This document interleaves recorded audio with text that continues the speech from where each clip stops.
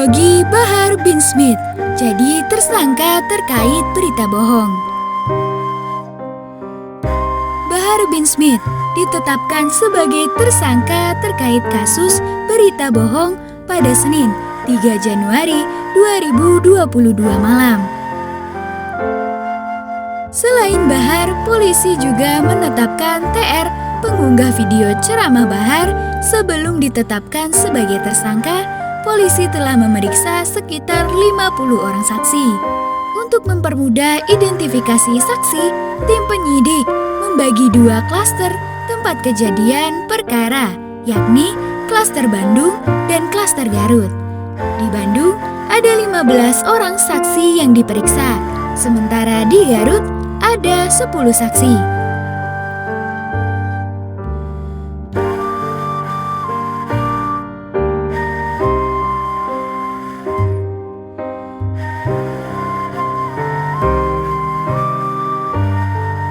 Sementara saksi pelapor yang diperiksa sebanyak 4 orang, termasuk saksi ahli sebanyak 21 orang, yakni 4 orang ahli agama, 4 orang ahli bahasa, 2 orang ahli bidan, 4 orang ahli ITE, 2 orang ahli sosiolog hukum, dan 3 orang ahli kedokteran forensil.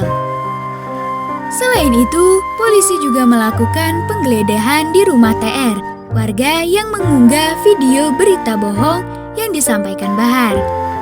Polisi juga menyita barang bukti dari 2 TKP, yakni ponsel, laptop, atau akun media sosial YouTube, dan 1 email smktp49@gmail.com. Kasus tersebut berawal dari ceramah Bahar bin Smith di wilayah Marga Asih, Kabupaten Bandung pada 11 Desember 2021.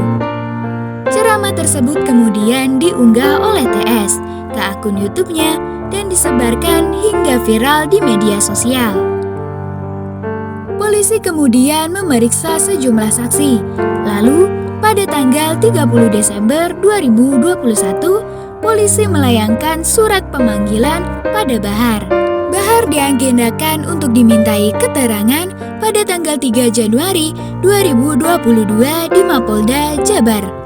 Bahar debat dengan Danrem Surya Kencana. Setelah kasus tersebut mencuat, viral video perdebatan antara Komandan Konrem Danrem Surya Kencana Brigjen TNI Ahmad Fauzi dengan Bahar bin Smith. Peristiwa tersebut terjadi pada Jumat 31 Desember 2021.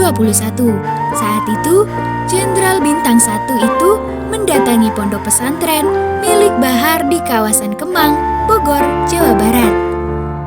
Kepala Penerangan Konrem, Kapenrem 061, Surya Kencana Mayor Ermansyah mengatakan kedatangan Ahmad Fauzi untuk menyampaikan pesan agar isi ceramah Bahar tidak mengandung unsur provokasi, terutama menyinggung institusi TNI dan diduga menghina serta menjelekkan pimpinan TNI. Kehadiran Danrem ke kediaman Bahar bin Smith dengan cara baik-baik, bukan oknum TNI yang datang seperti yang diviralkan karena menggunakan seragam TNI lengkap, kata Ermansyah saat dikonfirmasi Minggu 2 Januari 2022. Sementara itu, tim advokasi Bahar Smith, Aziz Yanuar mengatakan, tindakan Ahmad Fauzi yang mendatangi Pondok Pesantren Tajul Alawiyin Bogor, Jawa Barat membuat takut warga sekitar. Ia juga menyebutkan tindakan tersebut merupakan bentuk abuse of power. Selain itu, Aziz juga mengatakan bahwa pernyataan Ahmad Fauzi akan menjemput Bahar Smith jika tidak dipenuhi panggilan Polda Jawa Barat adalah kekeliruan dalam memahami konsep penegak hukum. Notabene pemanggilan merupakan tugas Polri dan hal tersebut dikhawatirkan dapat merusak criminal justice system di Republik Indonesia, tutur Aziz. Bahar bin Smith memenuhi panggilan Polda Jabar pada Senin 3 Januari 2022 setelah diminta untuk menjalani tes antigen. Bahar kemudian masuk ke gedung Direktorat Reserse Kriminal Umum Polda Jabar untuk menjalani pemeriksaan.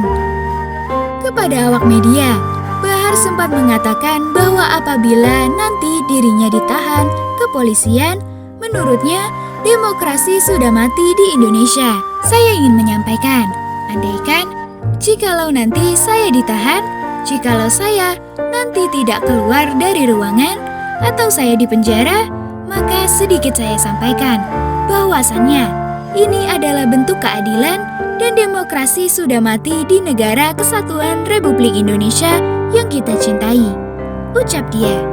Ia mengatakan hal tersebut karena masih banyak penista agama lainnya yang dilaporkan, tetapi tak diproses.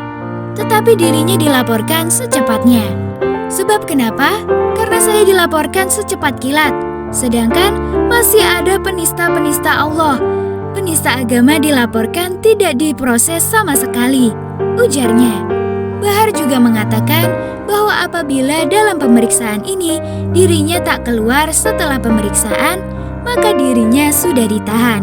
Maka jikalau, andaikan saya masuk dan diperiksa, saya tidak keluar lagi, berarti saya ditahan, saya dipenjara, ucapnya.